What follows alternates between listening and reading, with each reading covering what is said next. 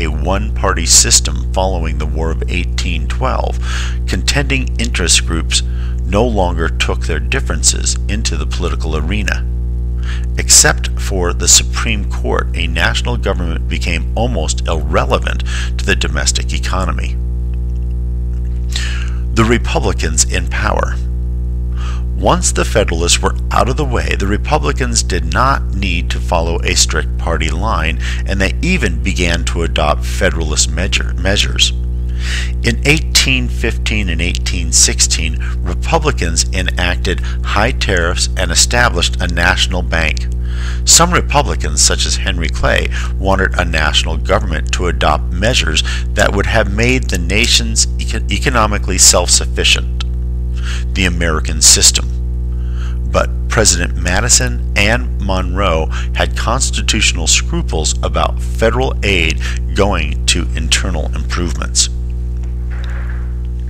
In addition, grants for such improvements provoked sectional conflict. Congress retreated from its earlier attempts to stimulate economic growth, and even the national road fell into disrepair. Monroe as president.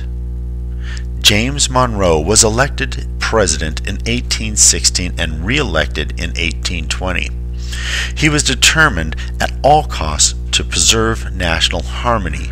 When a major financial panic swept the country in 1819, Monroe did nothing to control it or to mitigate its effects because he felt that the president should stand above such matters. At the time, most Americans agreed. What is remarkable, however, is that Monroe provided no leadership in the controversy over Missouri.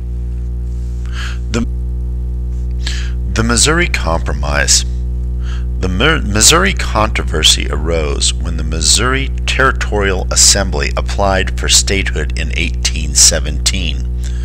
Missouri would be a slave state, and many Northerners already resented what they believed to be the South's overrepresentation in the House of Representatives.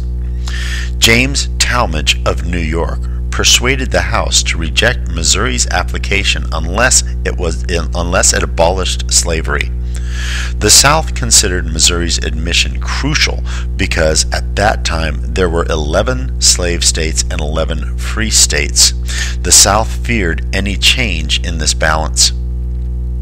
Congress debated the issue in December of 1819 and worked out a compromise.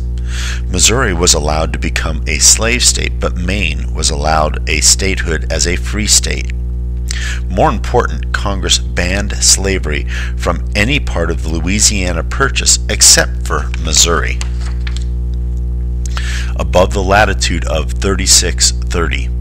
Even more important, the Missouri controversy demonstrated a fundamental rift between North and South.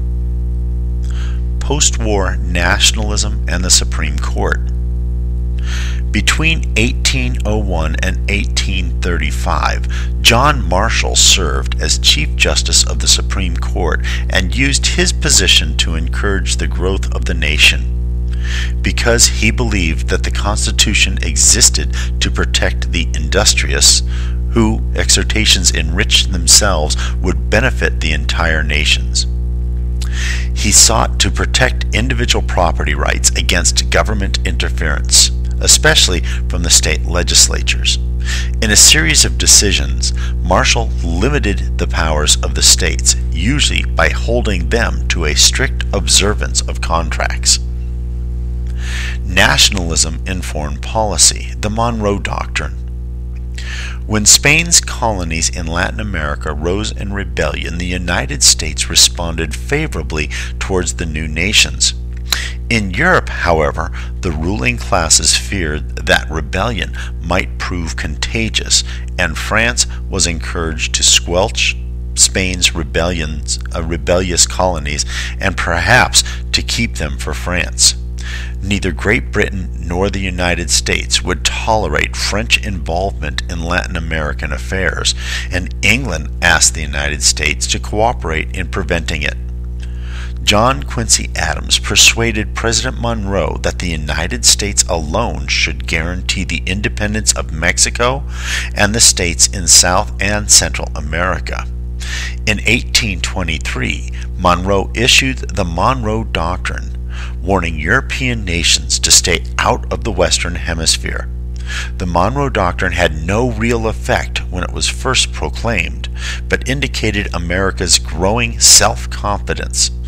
In promising not to interfere in European internal affairs, America detached itself from the worldwide struggles against tyranny and betrayed part of its revolutionary heritage. The shift of American focus from Europe to national affairs was one of the important themes of the period following the War of 1812. Americans now looked inward and liked what they saw. President Monroe supported John Quincy Adams to succeed him.